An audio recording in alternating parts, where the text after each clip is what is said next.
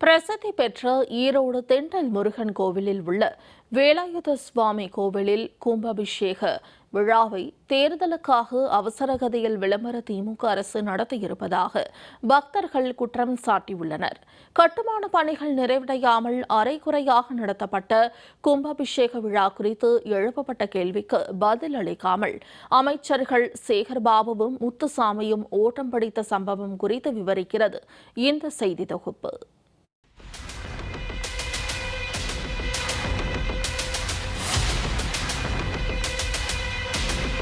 ஹெச்ஆர்என்சிலேருந்து ஒரு 15 ஃபோன் பண்ணியாச்சு. ஒரு இன்விடேஷன் ஒருத்தர் கூட இன்விடேஷன் கொடுங்க. என்ன காரணம்?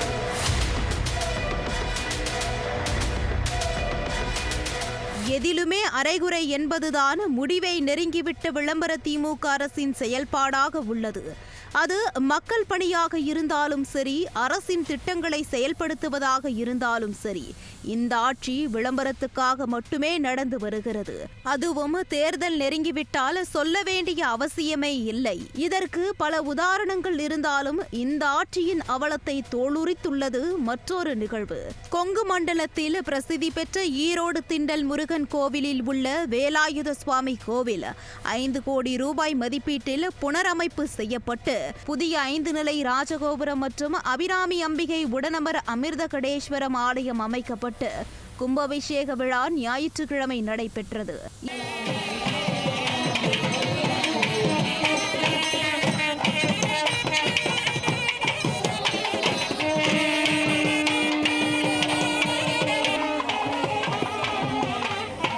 இதனைத் தொடர்ந்து 247 அடி உயரமுள்ள முருகன் சிலை அமைப்பதற்கான கால்கோள் விழாவும் நடைபெற்றது.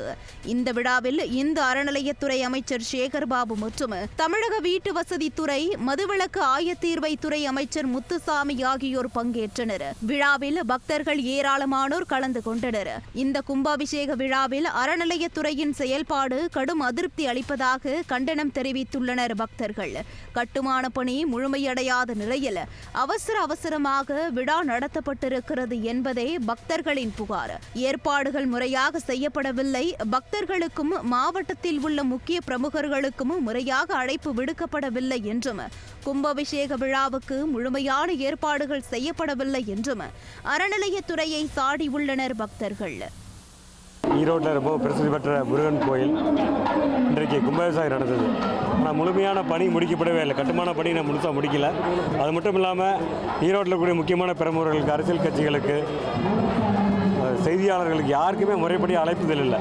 நேற்று நைட்டு 9 மணிக்கு தான் தகவல் கொடுக்குறாங்க. பொதுமக்களுக்கு சரியான முறையில் அனுமதிக்கப்படலை. சரியான ஏற்பாடு இல்லை. பொதுமக்களுக்கு சரியான தகவல் போய் சேரல. ஈரோட்டில் கூட முக்கியமான பிரமுகர்களுக்கு, அரசியல் பிரமுகர்களுக்கு சரியான அழைப்புதல் கொடுக்காம இன்றைக்கி அரசாங்கம் தேர்தல் வருதுங்கிறதுக்காக அரைகுறையாக வேலையை முடிச்சுட்டு அவசரமாக இன்றைக்கி கும்பாபிஷேகம் செய்கிறாங்க. இது வன்மையாக கண்டிக்கப்பட வேண்டிய விஷயம்.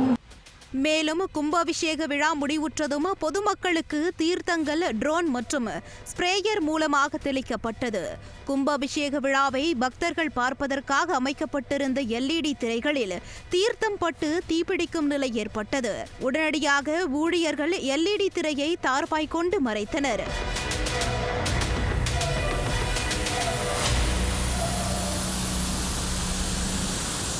கும்பாபிஷேக விழாவில் செய்தியாளர்களுக்கு உரிய ஏற்பாடுகளை அறநிலையத்துறை மற்றும் மக்கள் செய்தி தொடர்பு துறை முறையாக செய்யவில்லை. இது தொடர்பாக வெளியே வந்த இந்த அறநிலைத்துறை அமைச்சர் சேகர்பாபுவிடம் செய்தியாளர்கள் கேள்வி எழுப்பிய நிலையில் பதிலளிக்காமல் கோபத்துடன் அங்கிருந்து எஸ்கேப் ஆனது அதிர்ச்சியை ஏற்படுத்தியது. நல்ல பிரம்மாண்டமாக நடக்குது. ஹெச்ஆர்என்சிலேருந்து ஒரு 15 ஃபோன் பண்ணியாச்சு. ஒரு இன்விடேஷன் ஒருத்தர் கூட இன்விடேஷன் கொடுக்கல. என்ன காரணம் சார்? யூடியூப் சேனல் மட்டும்தான் பர்மிஷன் கொடுக்குறாங்க. என்ன காரணம்? பிரசித்தி பெற்ற கோவில் கும்பாபிஷேக விழா தேர்தலுக்காக அவசரகதியில் நடத்தப்பட்டிருப்பது பொதுமக்கள் மத்தியில் கடும் அதிருப்தியை ஏற்படுத்தியுள்ளது. போதிய ஏற்பாடு இல்லாமல் விழாவை நடத்தியதோடு செய்தியாளர்களின் கேள்விக்கு பதிலளிக்க முடியாமல் அமைச்சர்கள் சேகர்பாபு, முத்துசாமி ஆகிய இருவரும் வெளியேறியது பல்வேறு சந்தேகங்களை எழுப்பியுள்ளது.